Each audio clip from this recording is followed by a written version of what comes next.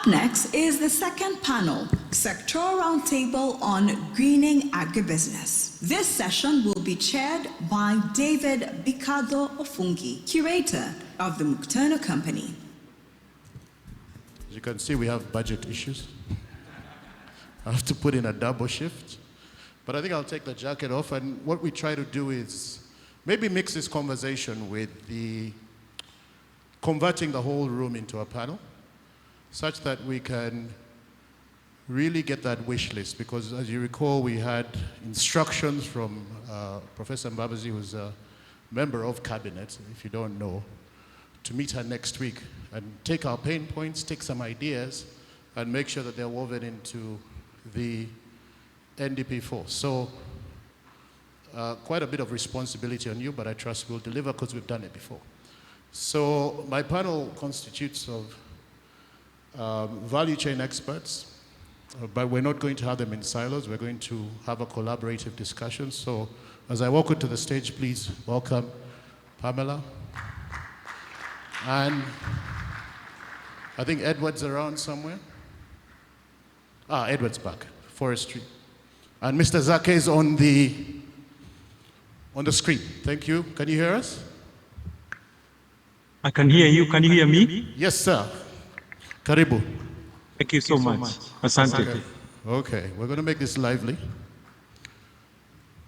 And as they come up to the stage, actually, Pamela, Anne and Edward had to go and come back. We appreciate you braving the traffic. So maybe on a personal front, before we dive into this, we all are the product of value chains, but I am the product of multiple commercial value chains. Some of you know us, or know me. My mother is an entrepreneur. She had a bakery, fairly well-known bakery, so some of you paid my school fees, thank you. And that was last mile production from the wheat value chain. So there was an agriculture foundation to it. My grandfather was a fisherman. In my house, I have one of his fishing nets that is hanging above my head. But he's from a very small village, or was from a village called, it's called Panyimur on Lake Albert. And if you look at as a child growing up in the 40s or 50s, there were two things you could do in Panyimur, maybe three. One, either you fish or you smuggle. Some did both, but that was the preserve of border towns. Recently, the fishing industry in Panyimur has suffered greatly on account of climate change. There was perhaps, things went a little bit wild when there was overfishing, but by and large, some of the weather patterns changing have rendered a lot of our young in that particular part of the country jobless, with no complementary value chains being developed. Now, I'm going to stretch this personal story a bit far, so forgive me. If you cross the lake to Wanseko and you drive up a little bit, you'll get to Bulisa town, which is, if you go there, I don't know if you've been there lately, but it's better than the better parts of Kampala. So good roads, traffic lights, there's a Toyota dealership. The last time I was there, I saw more pickups than I've seen in Kampala, because everyone is really doubling down on the oil and gas industry. Now, we have relations there. We were having lunch with some relatives, and we had very tasty pineapple. And when we asked our aunt who runs that hotel where the pineapple's from, she said they're from across the lake, Lake Albert. So primarily where we were thriving on fish, there is a relative who sends on a daily basis pineapples to my auntie's hotel for consumption. It's a 1-hour boat ride. Why am I saying this? There is both opportunities within the landscape of a changing environment, but we have to be very deliberate around how we develop them, because they are microcosms of ecosystems that we can identify within certain clusters and create linkages where we need to prioritize certain value chains that may be substituting those that are dying, for an economy that is 50 kilometers across the road that is really prevalent on something else. Now, we have to go back for this conversation to the theme about climate smart agriculture and climate finance. And we have for this panel the benefit of having a lot of preceding engagements on data, on hybrids, etc. But if we're going to share information, I guess what we need to start with, and I'll maybe go to Pamela on this, is that within your value chain, I believe you're in the cocoa space, but you wear two hats as an investor yourself, but also you're a technical specialist. What do you see as the main opportunity and perhaps even the threat that comes out of the challenge that comes with climate change in the cocoa value chain? And are we doing anything to mitigate it from the perspective of cocoa? Thank you very much. So my name is Pamela Agnotti, and I am the technical advisor for the development of the cocoa value chain at FAO. But as he has said, I also have another hat. I am an investor, and I have been engaged in the cocoa value chain for almost 16 years now, initially working with a business partner based in Brussels, where I've been based for a very long time, and working on cocoa out of the Caribbean region. And in Uganda, I have also work with actually a lot of farm families, about 1,800 farmers who have planted cocoa, including having my own farm with at least 80 acres of cocoa, and it's a gene bank. So actually, cocoa value chain is really critical for, it's very critical focus area for climate actions because of its environmental impacts, whether positive or negative environmental impacts. And cocoa by nature should actually be taken as a crop for climate mitigation. And why is that? Because cocoa is an underforest crop. When we see the origin of cocoa, mainly from Mexico, from the Aztecs, cocoa naturally grows under forests. And we have seen the negative impacts that are caused by climate change right now in West Africa, where yields have gone down by over 30%, and that is because practices in the production of cocoa changed. And cocoa needs trees to grow. It cannot grow without trees. It needs shade to grow. But where cocoa is planted in open field, we see there has been a huge impact. And policy frameworks and consumer sensitivities play a really significant role on how climate actions get implemented within the cocoa value chain. It's a very long and very interesting value chain that can include lots of players in it.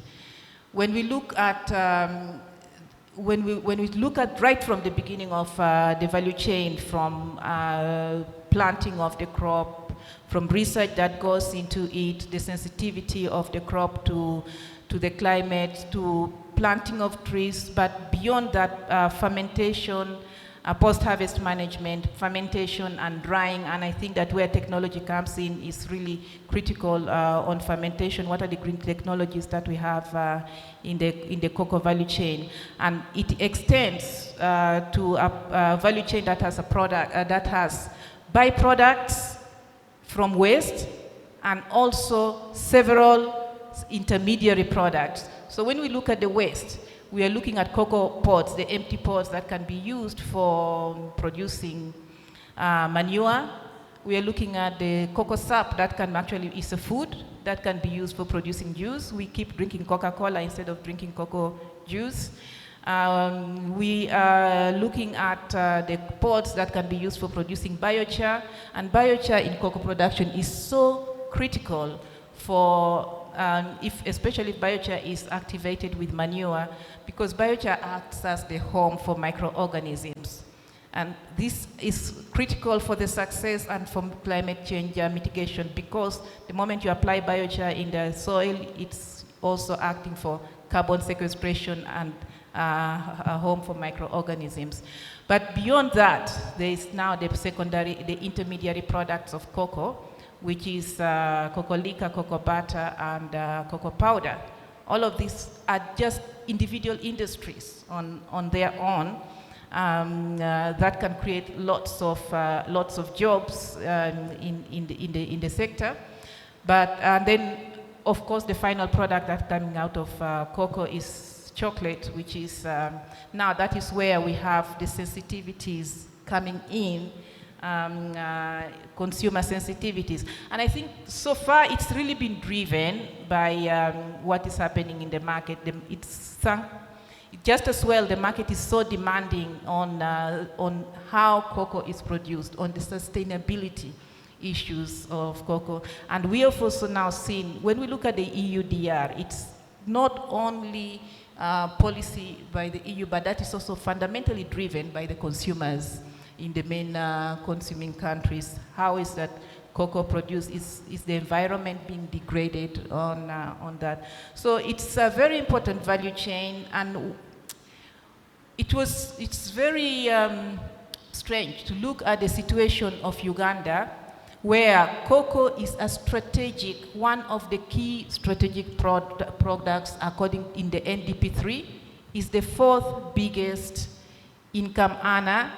But with the same token, there is no policy for regulating the cocoa sector. There is no strategy for the sector.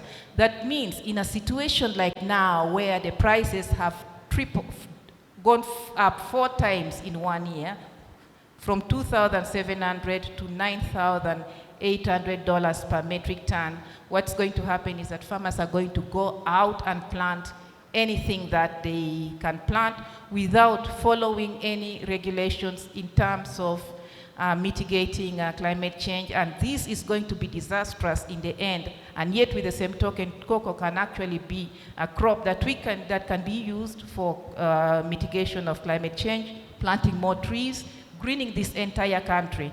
But because of lack of a policy framework, lack of a regulatory framework, I saw recently that there was a call actually from the institution that is managing cocoa right now, and that was this finance available. So they're giving money to nursery operators, co-financing to nursery operators to produce seedlings. So the question is, this money, co-financing, businesses will see that as, easy money, they go and produce seedlings, but how are those seedlings selected? Are they plants, are they seeds or coming from mother plants that are resilient to climate change or adaptable to specific agroecological zones? So these are questions that must be looked into at the designing of a policy. But how can there be an important crop which is included as one of the strategic crops, but without a policy to regulate the sector? Thank you. I just want to put a pin on something critically you said before I move on to Fred. The cocoa sector has no regulator right now? We don't have a regulator? There's no regulatory framework for the cocoa sector right now. Erica, can we put that on that list of, on the wish list? There's no regulator for the cocoa sector yet. It's the 4th largest in terms of the potential opportunity with multiple dividends. I think we'll come back to that. I want to ask Fred, I know Fred, you're pressed for time, you have to go. The element of climate change as it affects your sector, I know you're in the horticultural space. We know there's a lot of promise. This conversation has been had for many years about our export potential.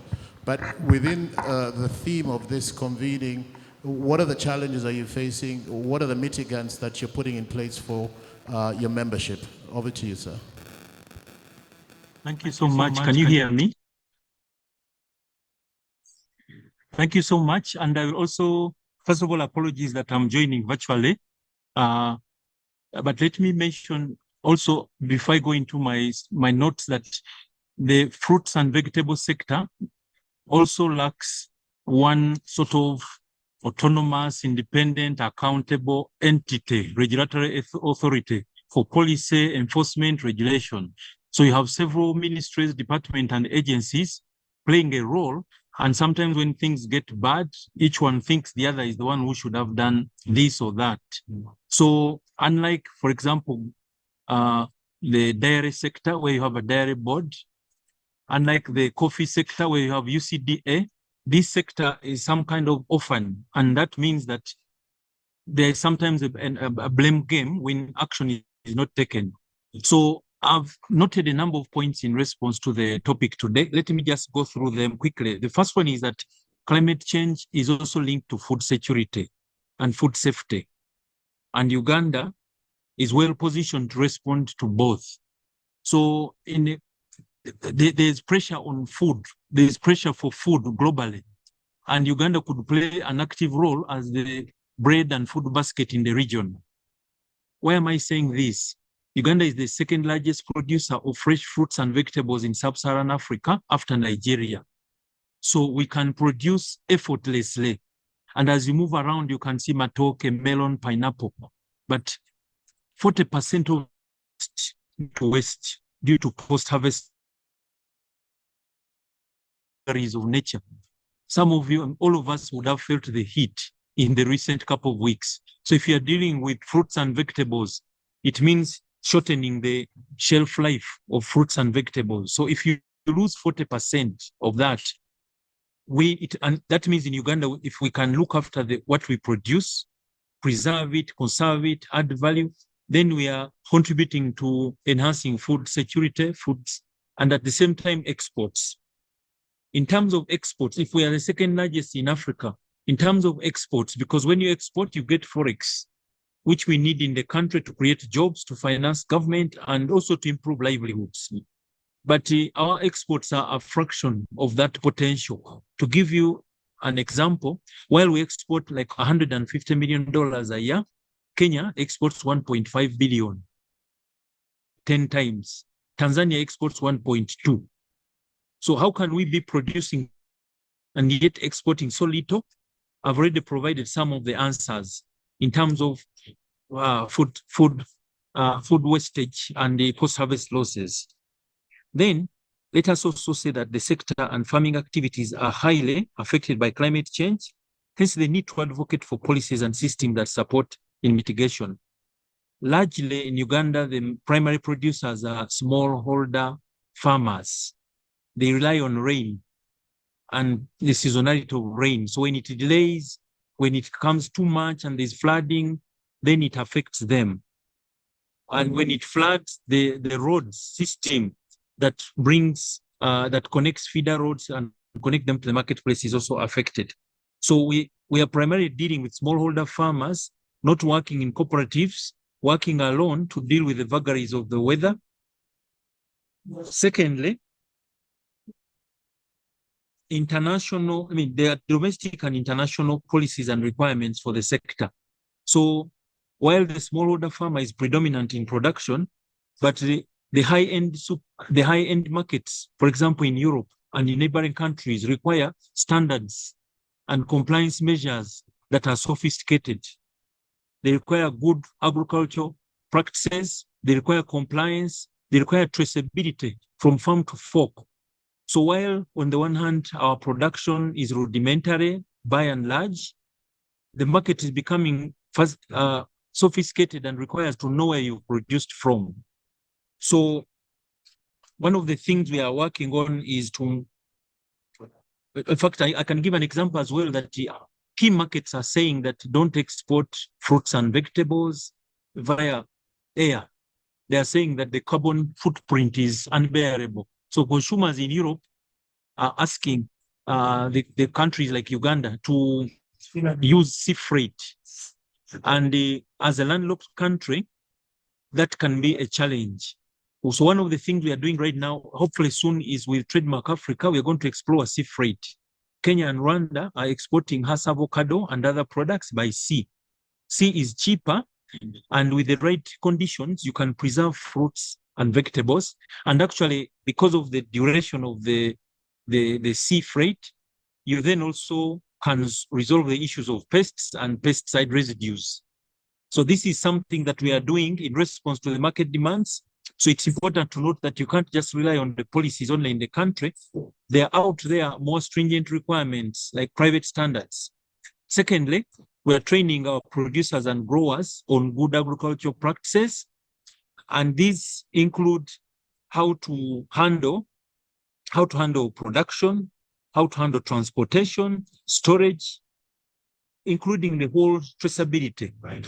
So this will help us also to comply with the market requirements, but also to access high-end markets. When you access high-end markets, you then are able to get a higher price and then plow that price back across the value chain. One of the challenges we face is because we don't comply, we end up selling to low-end markets, we get low prices, then our farmers cut costs by buying banned pesticides, by fading to hire unused agronomists. So it's a chicken and egg. So we are working with a number of partners to improve knowledge and experience within the sector. We are also working as HortiFresh to set up common user facilities, because I told you there's a shortage of cooperatives in this sector.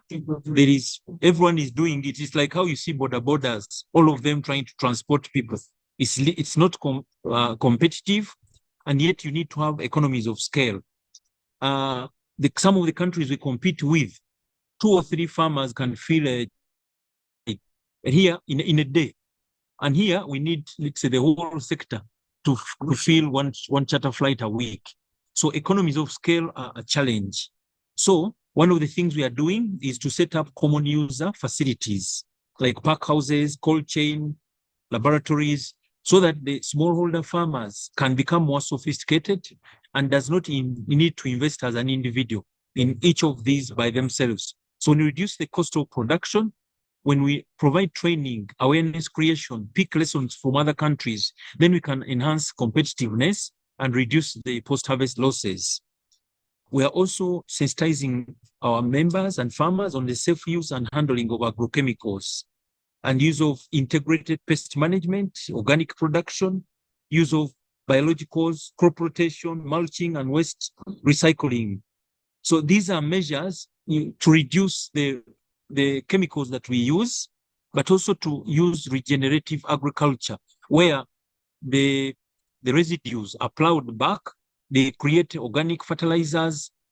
These are some of the practices we are teaching our members. The other one is fruit trees and intercropping with vegetables.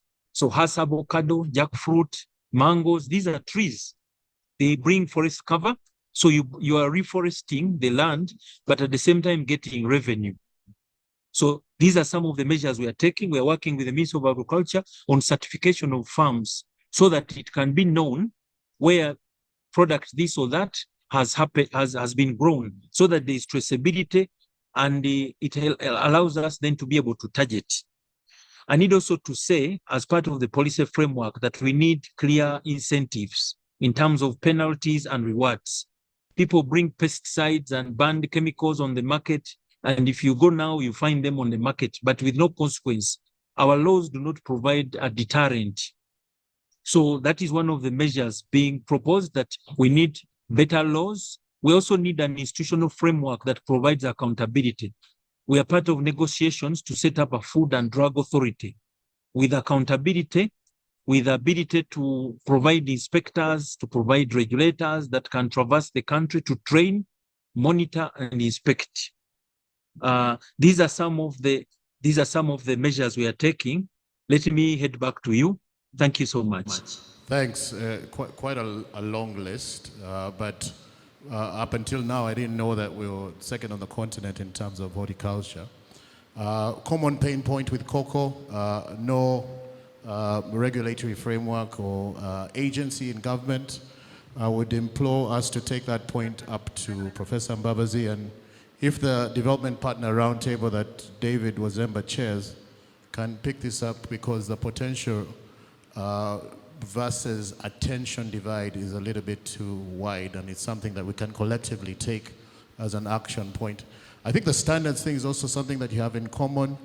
There was a conversation early this morning, I think it was Matthew who talked about the Emirati market, taking horticultural products straight to Dubai from Karamoja. They're building an airport there. I was having a conversation with Daniel on the Canadian market that speaks to value addition on our horticulture products so that you can, I think, dry them or package them in a manner where they're more enduring.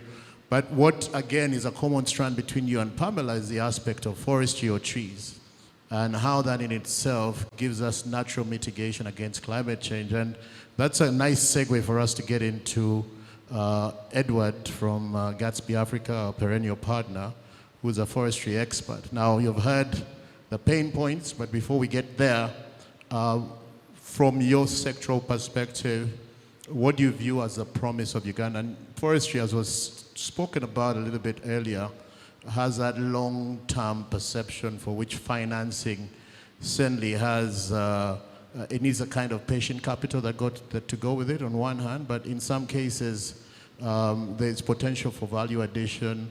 I'm sure there's a standards conversation, but I don't want to preempt your points. Please share with us your opening remarks in that regard.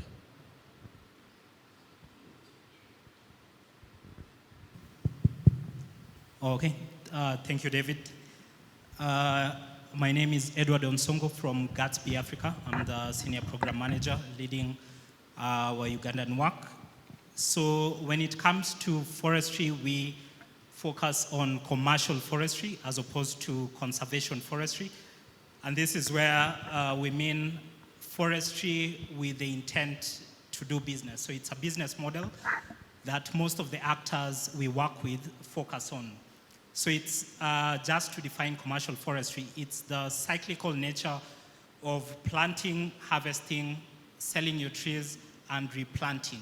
So it has aspects of sustainability, but also we focus on value addition to ensure that we can incentivize the growers to have some money in their pocket to reinvest in replanting.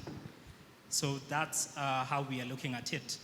So when it comes to the sector as a whole, there are two major aspects of the sector. So one is on sustainability, and the second one is on value addition. So on sustainability, we look at how can the sector be resilient, first and foremost, with access to the right planting material, and also can they access the right information to understand where to plant to achieve the highest yields. We were talking about soil in the morning, and we support with such technological innovation. And this innovation was called a site species matching tool, where you can just log into the app and select your site, and it can easily populate you or share with you a number of options of species you can plant in those areas. So we are looking at increasing the yield for farmers at the production level, but also accessing the right planting material, which offers, let's say, a good example is we were doing a pine study, and we found out that there were clones which can offer 30 to 40% extra yield for the Ugandan sector.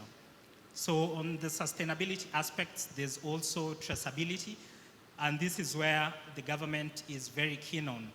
How do you ensure what you're accessing as a processor from the farms is actually plantation material and not from the natural forest? So the government is keen on traceability through chain of custody and also looking at forest management plans. And on top of that, we have the FSC certification standards, which were incorporated into some Ugandan standards. So that FSC application or certification is what is required to access some of the high value markets we talk about, and these are mainly the European markets. But when you focus on maybe the Middle East and Southeast Asia, some of them will not require FSC certification, but it's quite key to have such traceability certifications to ensure you can access premium prices for your products. So that's how we're looking at the sustainability aspects, but we also have value addition.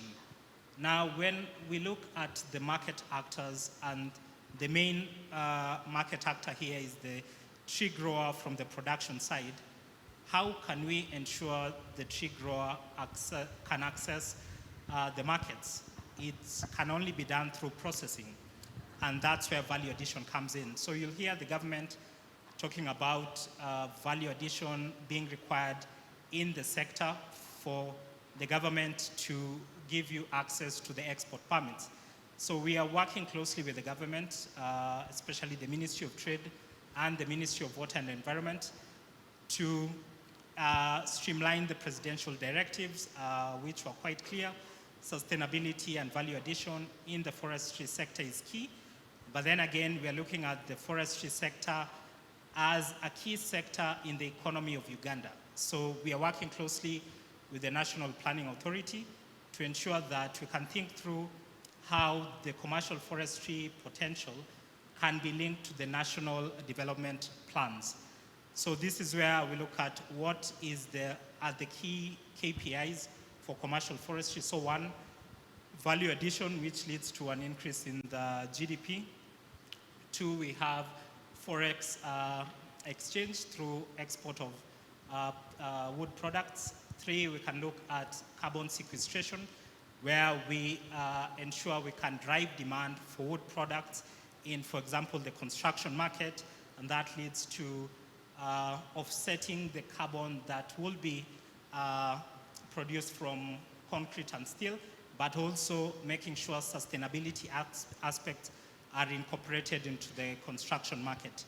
So we are looking at the whole value chain from production to access to markets.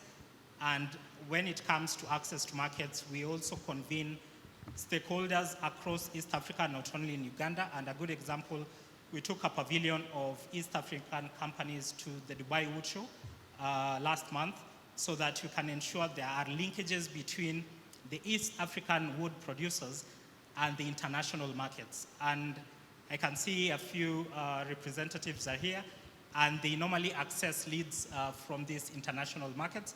But then again, we have to come back to the sector and ensure they can access export permits to access these high value end markets. Yes. Okay. Thank you. Just to, I forgot to make the point earlier about what Mr. Zake was saying, RE, the expectations from the off-taker market on carbon footprints and the potential for the forestry component to offset some of that element. Perhaps some lessons from you can be shared in that respect? Sure.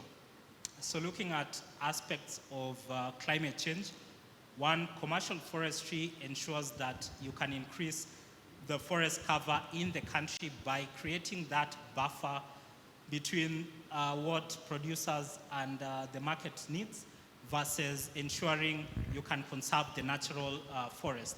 So this is one area to look out for.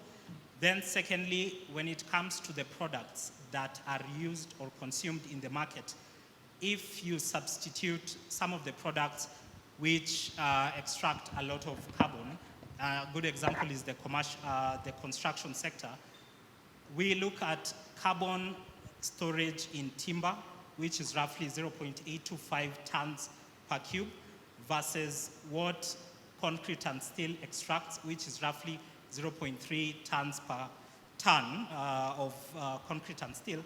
So when you sum it up, if you substitute concrete and steel with timber products in construction, then you end up ensuring that the carbon offset is over roughly 3 tons per cube of using timber. Now let's take a look at what innovations are being implemented across the country. So one, we can take an example of Kenya. They are looking at, is there a potential to tap into green financing for affordable homes? So if that is possible, it means they look at how energy is consumed, the sources of energy, and that can be solar. But on top of that, we look at what are the materials used for construction. And this is where timber comes in. And also a good example in the neighboring country is Tanzania. When you look at Zanzibar, there is a project called Fumba Town. So this investor called CPS reached out to the authorities and they were able to secure land to be able to construct timber houses. So this was due to demand and also their innovation in using timber for housing. So the timber can be used for housing, and this is not a temporary structure, because some of the perceptions around use of timber in construction is that the concrete and steel is more permanent and stronger, but also we have strong elements or of timber that can be used in terms of products. So I'll give you one example, is the cross-laminated timber, if you've heard of it. So the European markets normally use cross-laminated timber to build some of the timber buildings you see across the world. And this is basically attaching different timber components in a perpendicular manner to form a very strong timber panel that can be used for the construction sector. So when we are looking at the opportunities across the sector and how we can support on the climate change factor, we look at the forest cover, which is increasing, and with value addition, it means you have people who are replanting and increasing the forest cover further for carbon sequestration. But on top of it, we look at carbon storage through the different components of the, let's say, market needs that use timber as the source of raw materials. Yes. Thank you so much, Edward.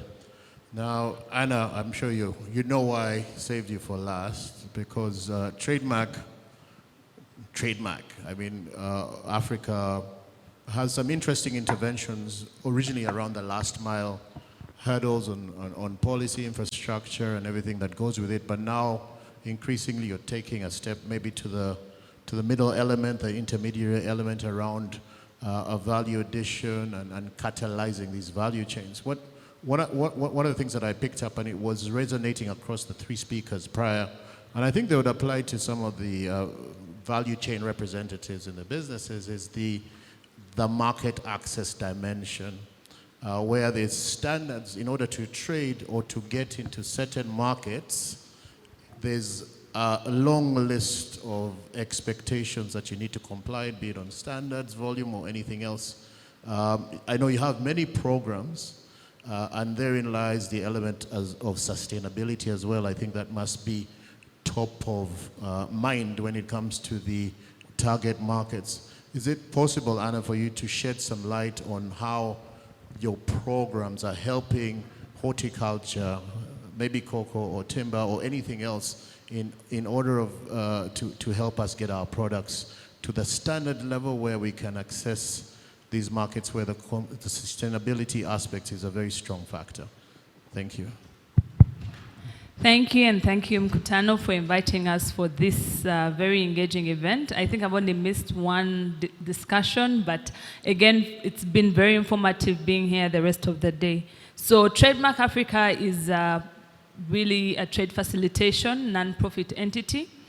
We are in 14 countries in Africa. And so mostly what we do is from the farm gate up. That's where the trade facilitation work usually starts. So as has been highlighted, usually, and especially for Uganda, being a landlocked country, our first issues to sort out were, one, how do we get out because we are land linked? How can we link with the other countries better? So then you have the one-stop border posts, you know, be more effective and so on and so forth. So now, again, it is to look at the value chains, and we're saying we're looking at regional value chains to see how can we now ensure the businesses are able to actually trade more efficiently. How are they going to be more competitive?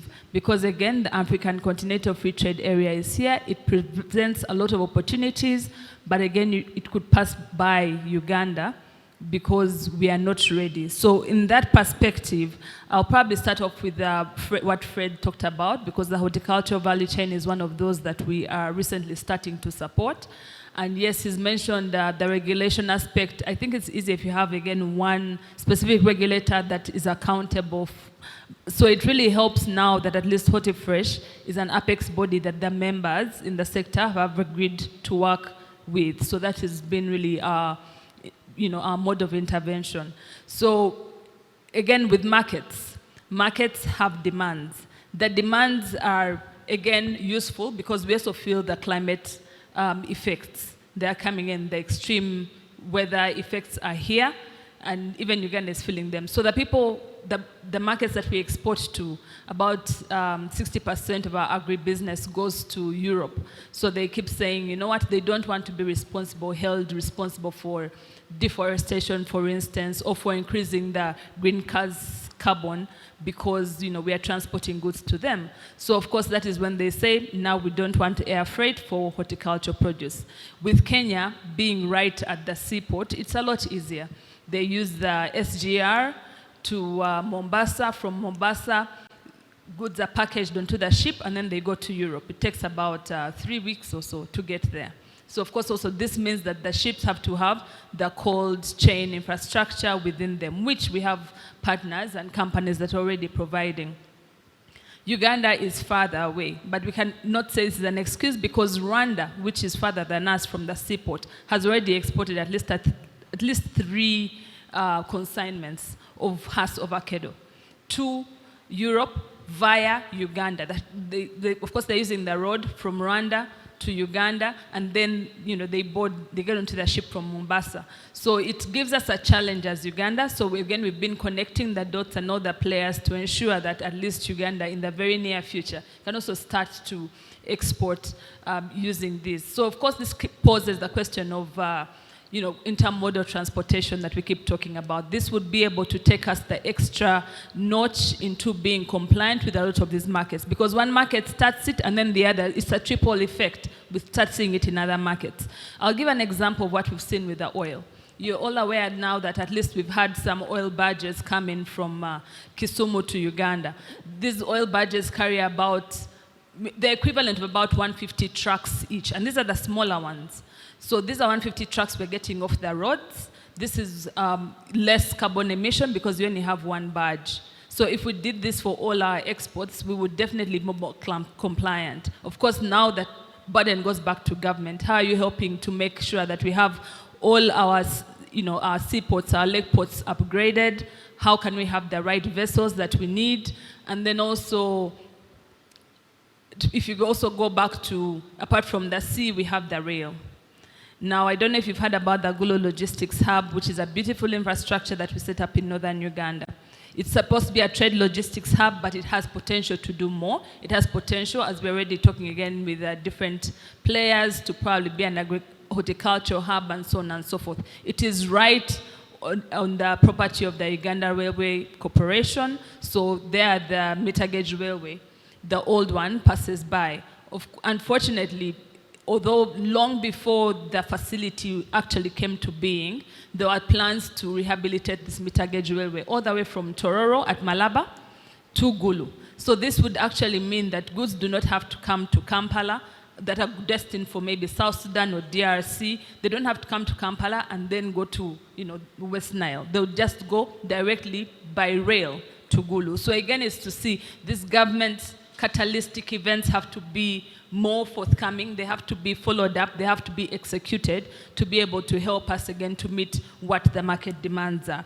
Quickly moving on to a discussion that Pamela started with the European Union deforestation regulations, the EUDR. It's affecting for Uganda, I think, largely cocoa and coffee. Now, again, in discussions we've been involved in, the UCDA seems to be responsible for cocoa, but again, it's like a wingman. It's not really like, you know, a child of the home. It's like a wingman hanging on, so the attention is not as strong as with coffee. But there are several initiatives here that we're trying to work through. And just for, in case there's anybody who didn't understand the EUDR, basically by December 2024, we have to be able to trace our coffee and where it comes from. The effect of this is the coffee shouldn't be as a result of deforestation from December 2020.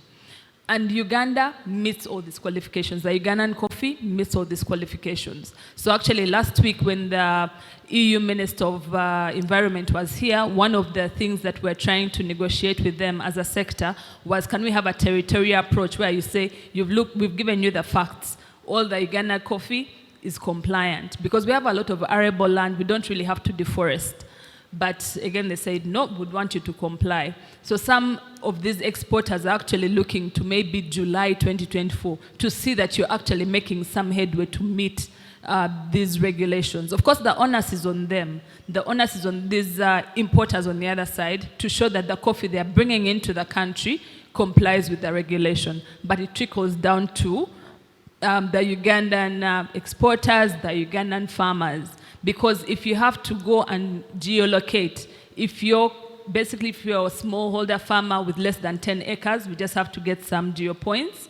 And then if you have more than 10 acres, there has to be a polygram done. So this involves a lot of traceability technology that has already been mentioned. Some people have it, some consolidators have it, but then again, a lot of education of our farmers and other people on the ground that it affects, because land in Uganda is very sensitive. A smallholder could probably have 5 acres, but only own one of those acres, and have 3 different people own the others. So if just people coming in to draw these polygrams, they're going to say, why are you drawing my land in this as well? It's going to cause a lot. Every time we see any of these people land-related come to our land, it causes a lot of issues. So it's going to be very, very hard for us to be able to do it, but a lot of capacity building needs to be done in that regard. Maybe just to quickly wind up, just one more. It's on the grain value chain. So we're also working on the grain value chain because of the resilience factor. Because as we've said, Uganda could be a food basket. Why is it not when we have extreme weather conditions affecting our neighbors or even, places like Karamoja? So with the grain value chain, again, we are working with a partner, the East African Grain Council, to be able to establish, grain trade hubs in different parts of the country. Basically, these aggregation centers to make them trade units. And as one of our colleagues was mentioning earlier, these trade units are going to link with all the different grain trade units within East Africa. So it's more regional than a country-led value chain. This will basically help you with quick testing, help you with quick marketing, connect you to the buyers, ensure that you're paid. Because a lot of the issues, again, that we get is this is not feasible because some people don't get their payments, or, it's until you get to the other side of Busia, they tell you your grade is not that good, and so on and so forth. So this will be able to save that. But again, if you're looking at aggregation, storage, this warehouse capacity building will all be done within this forte to be able to, again, ensure that there's food reserves for, to supply the whole region. I'll stop there for now. Thanks, Anna. I want to come back to you. But I'll ask a question to PSFU. Do you have sector leads for forestry? I know you do livestock, Daniel. Forestry, cocoa, and horticulture. Do you have? You do. Okay, we'll come back to you. Now, we've all traveled, right? So we know that the one thing you don't do as an African person when you're traveling is tell people that you're traveling, because they'll tell you to carry something. I've brought back spare parts, makeup, many things, Jerry, I'm sure. We've all gone through the experience. But I think in many cases, and this is just me being presuming, Anna, that maybe pushing some of these changes, if it's just the one sector, may not get enough thrust. And what I'm picking up from at least the 3 previous speakers is that there's an interrelationship between multiple sectors. The biochar from cocoa can be used in the veg space. The forestry cover from forestry can give us some credentials to the other sectors. I wonder whether in your work as TradeMark Africa, whether there's a reference point where you have managed to push through critical policy decisions looking at sectoral issues and onboarding those value chains holistically, rather than going with just the one. I don't know if in the landscape you've had some success. Yeah, sure. Not specific with sustainability, because the whole green talk has really started the last maybe 2 years.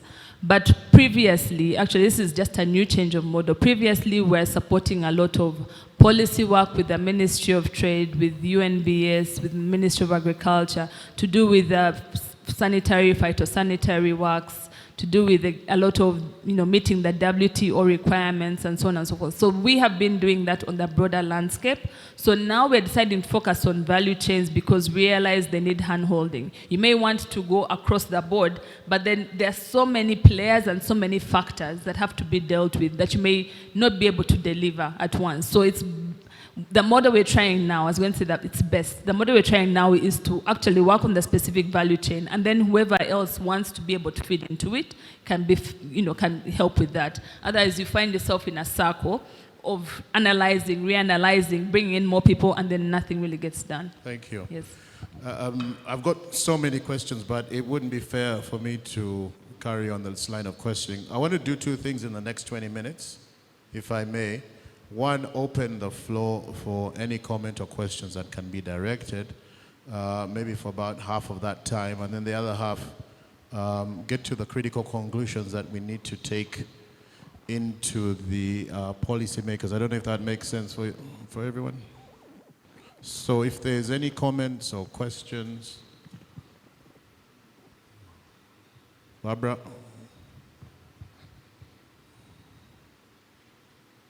It's a lot of food for thought. Daniel, I know we spoke about your expertise in the export space. I think there's some relevance to some of the comments we've had here. I'd like to pick your brain on that.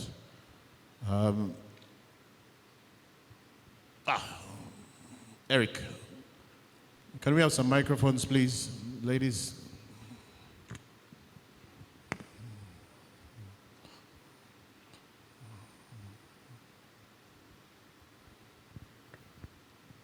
Like I said, I'd love to have stretched this a bit further, but it wouldn't be fair.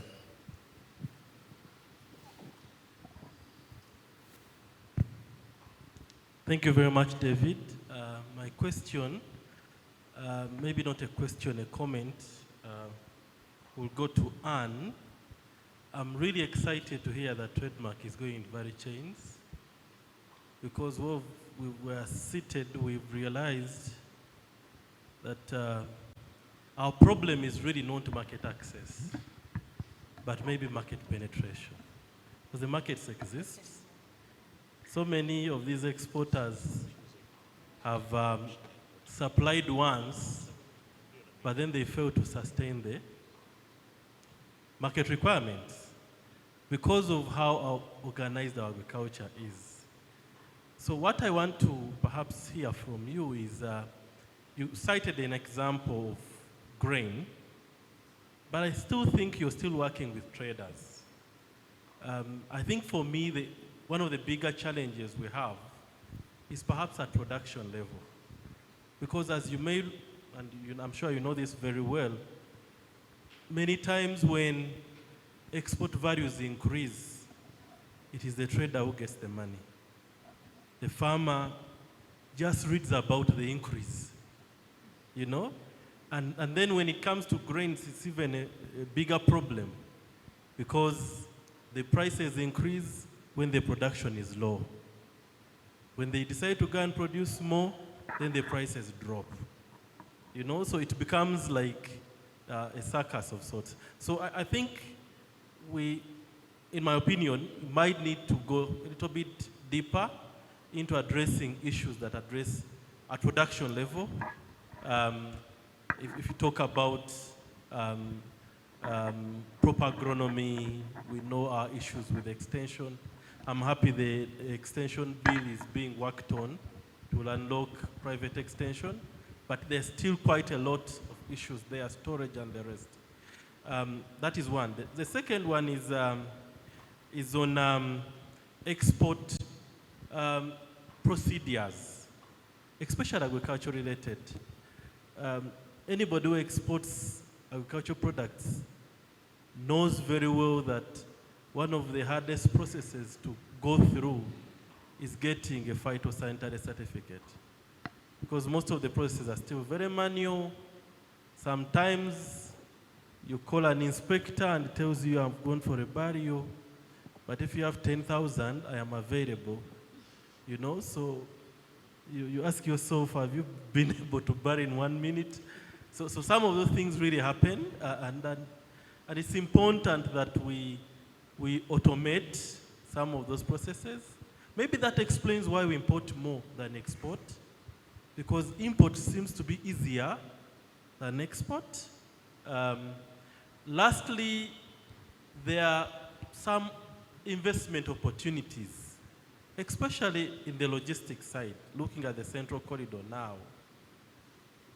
The investment on water, especially our Lake Victoria, I think for me, it is a private sector investment opportunity, but maybe an opportunity to do maybe a feasibility study would maybe unlock private sector investment. You might find that the banks might want to lay capital, but they may not know how to do it. So that is my suggestion. I don't know what to think on that. Thank you very much. Okay. Tony? Hello. Good afternoon. Moderator, my name is Tony Ofungi. I wear two hats. Climate-friendly travel from the tourism sector. You may wonder what tourism is doing in agriculture, but there is also agro-tourism related, and many of our players are into agro-tourism. For example, there is a guest farm called Rubailika, something like that. I've also taken some visitors to Pamela's cocoa farm a few years on her recommendation. Then also Ian Clark is doing some coffee tourism, and I hear Kabushenga also talking about his coffee. So that's the connection.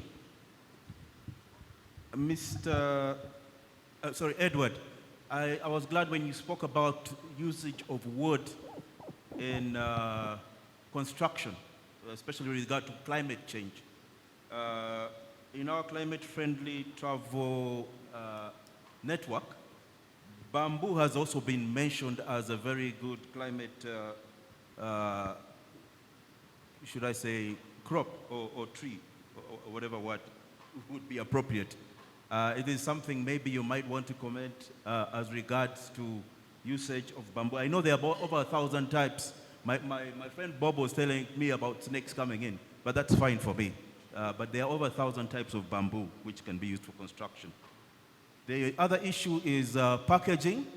I know packaging is a very big challenge with regard. I know we have our value-added products, but the challenge is our packaging. Most of it is a big challenge because, first of all, we have to import it. I have a bottle here. I had to import the bottle to export the product in it. And this is not where, and then there are also issues related to the carbon footprint, because you're transporting something that is very weighty, and maybe in relation to packaging and the TradeMark Africa, we would want to see some climate smart packaging, and as well as get the balance, because this is glass, but do we need single-use plastic? Glass is good for reuse. Those are all the conversations that are issues that we need to ponder about. Lastly, I don't know, the Agra is not here, but I hope I can direct this generally, because he talked of climate smart solutions, and I represent climate-friendly travel, and I would need to draw from what we are doing in climate-friendly travel as regard to giving accountability. Climate-friendly travel is a network of like-minded players in the tourism industry. We're not stopping travel, but we're saying how can we, what practices are best that we need to feed into the SDGs, and then make an audit to the IPCC. The IPCC is the International Panel on Climate Change that gives regular reports on the status of the climate as regards to Paris 1.5 net zero targets. Now in tourism, what we are doing, I'm the chapter leader. So we are every community, organization, establishment or lodges are making what we call, each one does their own action plan, and all these are collected towards our nationally determined contribution, which is how the UN operates. I would need to mirror that to the agriculture or agribusiness sector, whereby we also do an audit. I mean, by law, you're supposed to do a financial audit. Why can't we also replicate that in the agriculture sector, whereby we are submitting these regular action plans to the, whether it is to FAO or whichever, but ultimately to the UN or to whichever body is in charge of collating this, NEMA and all that. Thank you very much. Thank you. Do we have any? Danny, did you have? Okay, just one more, and we'll have the panel address. Yeah, thank you very much. My name is Daniel Karibwije, and I'm an export trade specialist with DK Green Trade Consult. I just have 2-3 pointers to mention, and that will be it from my side. The first is about the need to promote intra-Africa trade. There's a lot that has been said about carbon miles. It was very interesting that Mr. Zake mentioned that. And trade is political, and trade is also more so geopolitical. And with the recently passed bills in Parliament that made us get out of AGOA, the geopolitics is going to continue. So intra-Africa trade is going to become even more important, because at the end of the day, yes, we are in business to earn money. The lucrative markets are in North America and Europe, but a businessman wants to earn money in a sustainable manner. They have that predictability, that comfort that I can get this price for the next 3 to 5 years.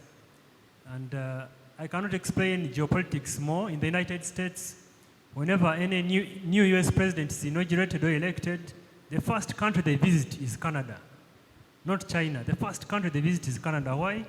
Because it's very important to trade with your neighbor. So it is true there are big lucrative markets abroad, but let us, as much as possible, strategize and try and export to African countries. Secondly, market-led production is very important in exports. Some presenters have mentioned it in the earlier sessions, which is great. You need to find out what does the market want, then work backwards and produce it. We all know that tomatoes is from ketchup. Ketchup is from tomatoes, but different varieties of tomatoes produce different products. Some varieties can make ketchup, others are good for eating, others for juice. So we need to get into that detail. And international trade by its nature is detail-oriented. And we have a challenge, especially in Uganda, for not being very detail-oriented. If you talk about detail, people will say you're using a lot of English. If I'm to use Ugandan lingua, they say, no, that's too much English. We do trade in this way, And that's why our post-harvest handling losses are up to 40%. The next issue is about smallholder farmers. The majority of our produce is from smallholder farmers, and that is not about to change. However, what can change is how we do business. And we really need to get farmers into cooperatives in order for farmers to have higher bargaining power, especially when it comes to pricing. Kenyan cooperatives are very strong. There's a lot to learn from there, because the only way farmers can be shielded from fluctuation in prices and also reducing a lot of their costs of inputs and doing business is by being congregated under cooperatives. And sometimes cooperatives can be called farmer association or farmer organizations, but cooperatives need to be taken more seriously. I hope and pray that the cooperative bank comes back on board at some point, because that will help us to answer a lot of challenges that farmers face with the gestation period of their product. Because bankers do not understand that coffee, you begin earning after 3 years, It takes 3 years before you can get the first berries, but the cooperative bank can have their loan system that is packaged in such a way that they'll understand that coffee has that period of gestation before you get the first crop. Thank you very much. So can we address the previous questions? Anna, you want to start? Thank you. Okay, thank you. I'll start with grain production level. When we're at the production level, we realize a lot of sanitary, phytosanitary work starts at the production level. It's just not the mandate of TradeMark Africa, and we do not want to tramp on all other existing initiatives that are there. There are several of them. Maybe just to mention a partner institution we work with is the Agribusiness Development, Agribusiness Initiative. So we do not go to the production level because there are many. So we want to concentrate on where we play best. That is the linkages and post-harvest and whatever it is that we can do there. When we talk about export procedures being very, very manual, you know, we did help with the establishment of the Uganda electronic single window. It does have at least 34 business processes for government that are being handled there. Now, our target was for more institutions with about 20-something government entities. Our target was 32 government entities. But again, even with the government entities, we do not have what we just said with traceability. They do not have the equipment, they do not have, you know, they have basic websites and so on and so forth. So even getting some of those on board, we actually had to go much further than our initial target was to be able to escalate them to get there. But even with the people that you're working with the farmers, especially in rural areas, they do not have the internet, they do not have the gadgets, their phones are feature phones. So it is, when we sit here in Kampala and we say everybody needs to be online, it takes a lot more. Of course, there's been some initiatives with UCC where they dreamt of having maybe mobile, you know, like regional hotspots for internet, like internet cafes, but that are government owned, maybe at the post offices throughout the country, which would be a good avenue for, you know, maybe farmers to be able to access them in the areas that we're talking about. Because again, there's broadband everywhere. NITAU has done a great job, but it's with the government entities. So we have to go further. We have these systems, yes, but getting everybody on board to start using them is, it's not a one-day thing. We have another platform I'll tell you about. It's the iSoko, which is an internet market for women, so that they can be able to, again, you know, take the pictures of their products, market them on, you know, on the app. The app, again, is East African, so it has about 5 countries on board. But the level of detail that you have to go through with them, they fear handling the feature phones. They own them. These traders are very wealthy, but they'll use the feature phone, and maybe it's the, you know, their smartphone with a husband or a son, somebody who handles those difficult things.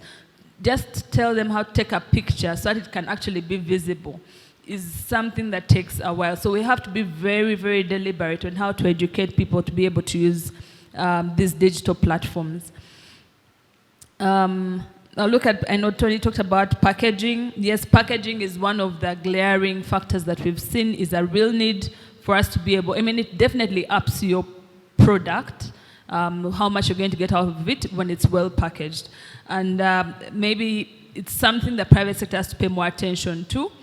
We've tried talking to donors about it, but it says, you know, this actually helps specific individuals, even if it's somewhere on the cross-border. It says it helps specific individuals. It makes financial sense, so it's something I think we'll leave the private sector to take up. I know with the horticulture, I don't know if Fred is still here, but horticulture, HortiFresh is trying to set up pack houses, at least for consolidation of this at Entebbe and also in different regions of the country.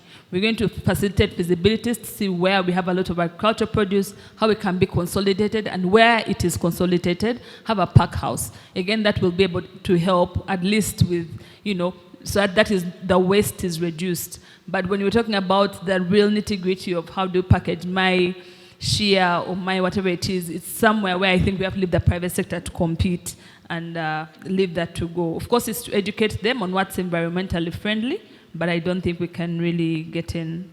Is that all I had? I think you also, what Tony raised on the practice that they have in the tourism industry and how we can pull from out of sector, maybe that's something that, I don't know whether you get off your turf, but it'll be useful for us to borrow practices that make sense elsewhere and see how we can adapt them for agribusiness. I wanted to go to Edward. You alluded to the fact that there's regional collaboration in the forestry space. That's something that you progress. It relates to what Daniel said about, hey, why don't we look at the opportunity that is within our geography. We had a lot of conversations, and in the film, around the Africa Continental Free Trade Area. So I think you covered that, and maybe we can borrow some of those lessons and apply it elsewhere. I'm sure our horticulture produce would be required somewhere in the region. You could correct me if I'm wrong, but on the matter of bamboo, do you want to speak to that? The bamboo as a building material, is that within the spectrum of products that are resilient? So our commercial forestry program is not currently focusing on bamboo. So I don't have much to say on that, but I have interacted with a few like entrepreneurs who are focusing on bamboo. And I understand there's a 10-year strategic plan for bamboo for Uganda. So that's an area I'll be keen on understanding better.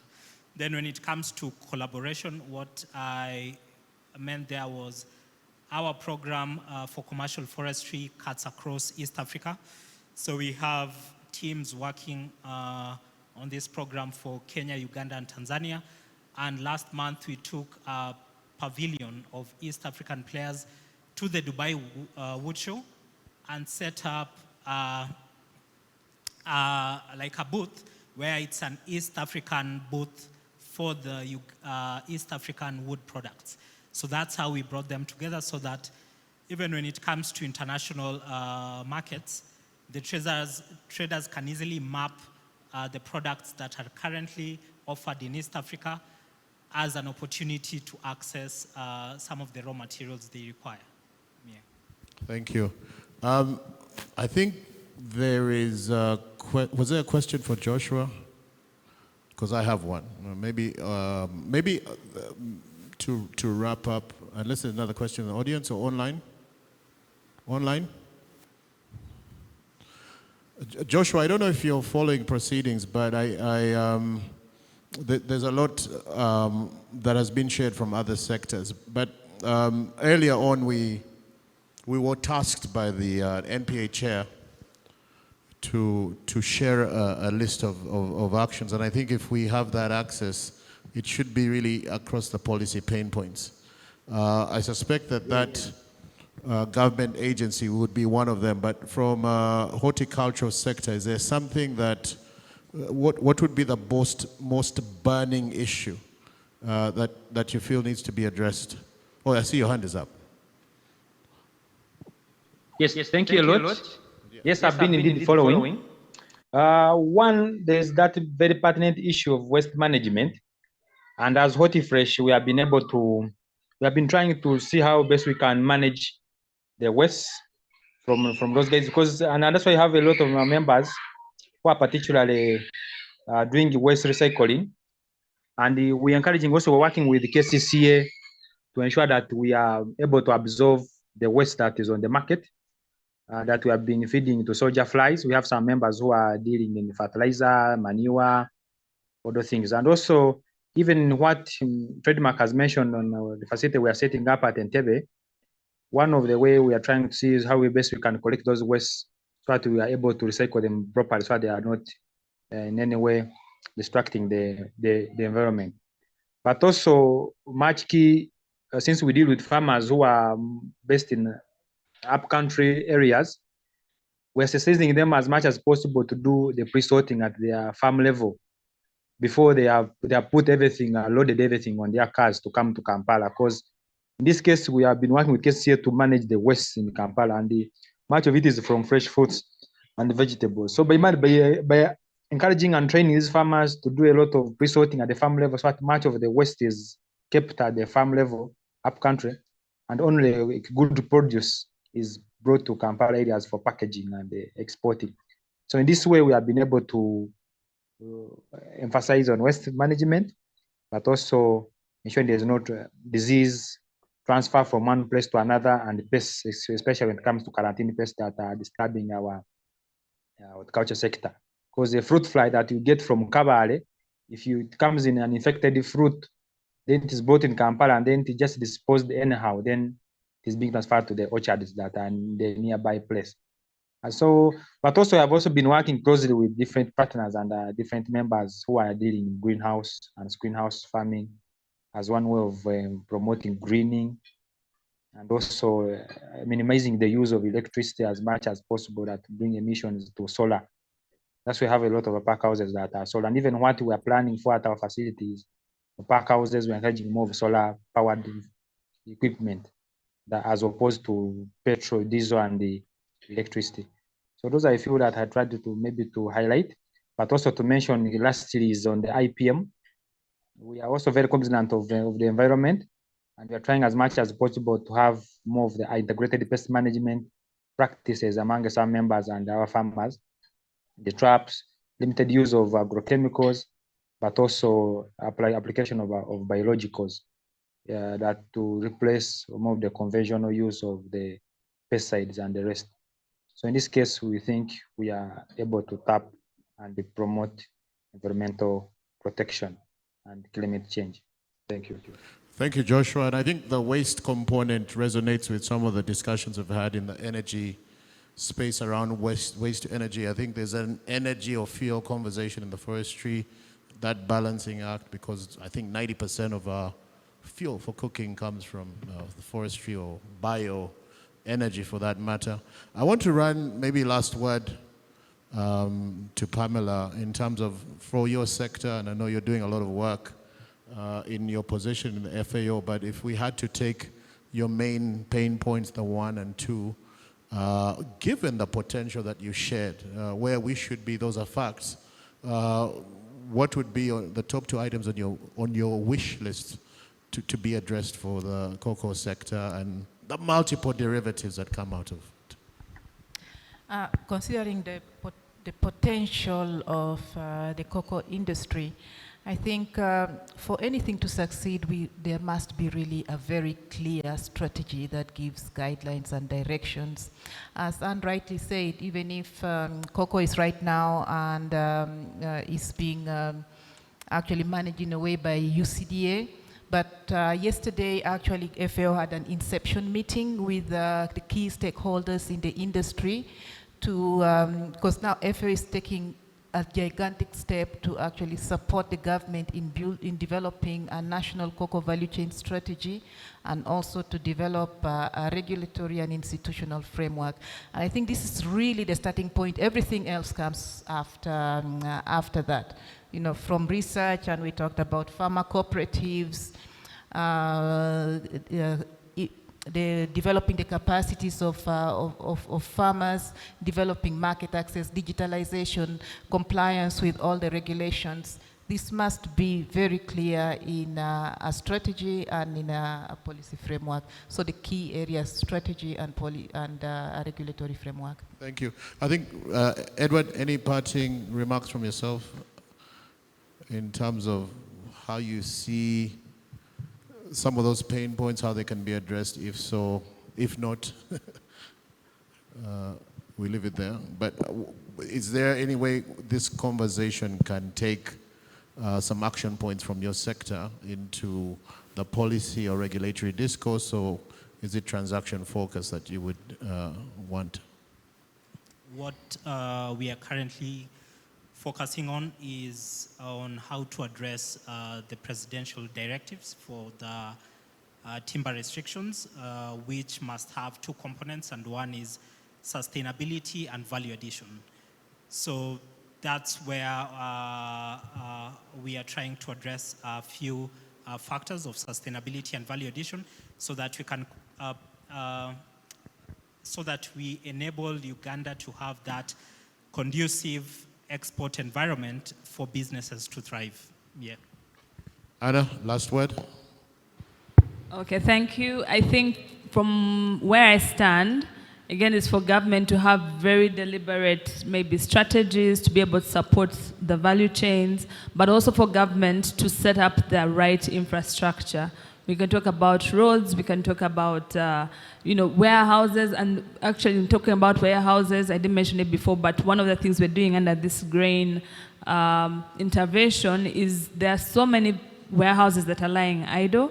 So we're trying to see why they're idle and how to catalyze their getting used so that we don't basically waste resources and get used rightly. So I think it's government, the infrastructure for intermodal transportation, for cold chain, the members are helping, the private sector is coming up, but these are gaps that government should definitely fill. Thank you. Couldn't have put it better. Thank you so much, Anna, and thank you so much to my esteemed panelists, Joshua, Fred, Edward, and Pamela. Thank you so much. Please give them a round of applause. I think there's a photo.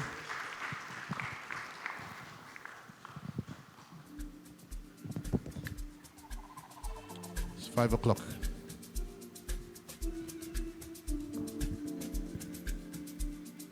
I promise I'm going to go off in a minute or two. But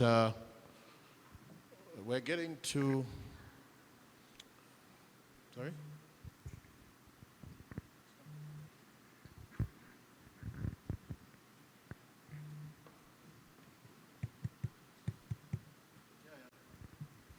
I think I'm going to yield to Maria to wrap up. But before I do that, there's just way too many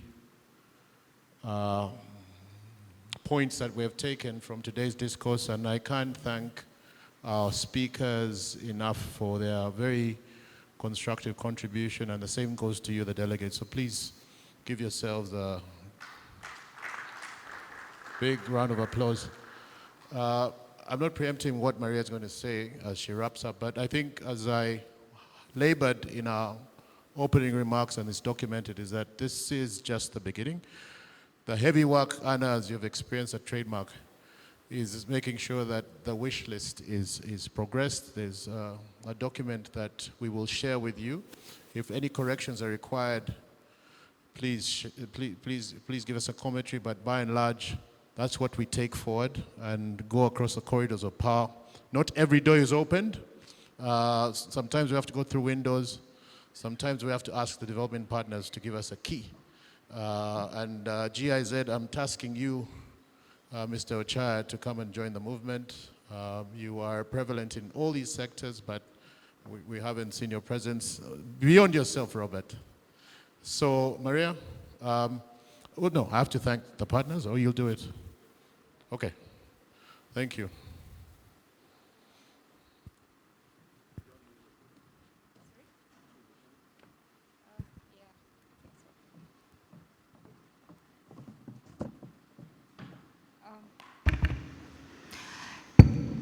Good evening, ladies and gentlemen.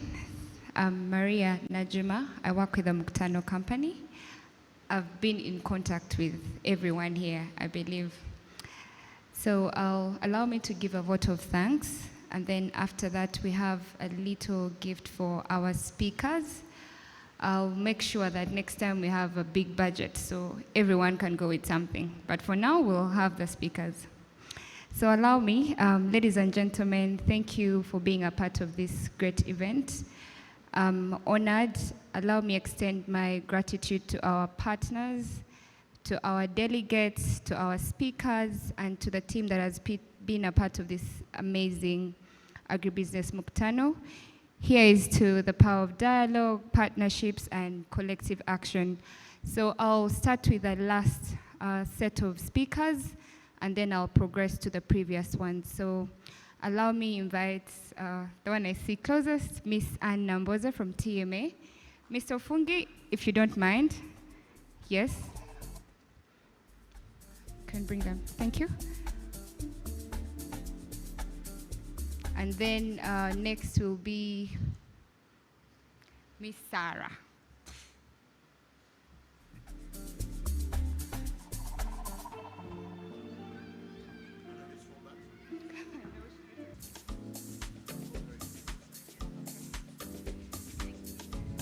Thank you for being a part of this.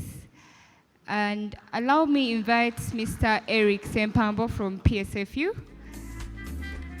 to give out some of our gifts to the speakers. So we'll have Miss Sarah next. Please come up. So you'll do the rest.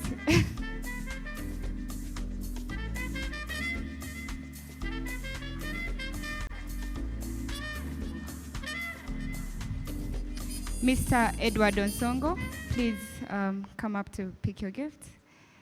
And then next we'll have Mr. Daniel Ojambo as well.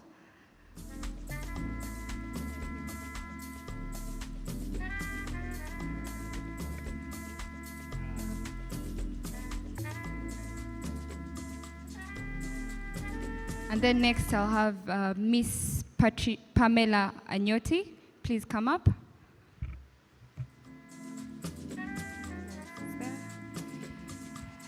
And then I'll have Dr. Ken. Please come up. I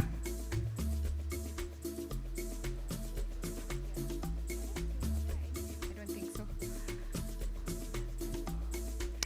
Thank you very much for your wonderful contribution. So I think they're all done. For those who haven't received, I'll make sure I'll send. Oh, no, you're part of us. If you get, I get. So allow me call you for a group photo, and then we'll wrap up. There's tea, evening tea before we leave, and then we'll have departure at leisure.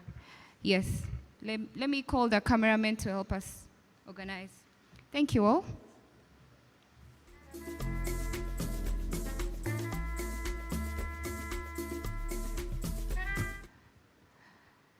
As we move up, allow me give a special vote of thanks to our partners.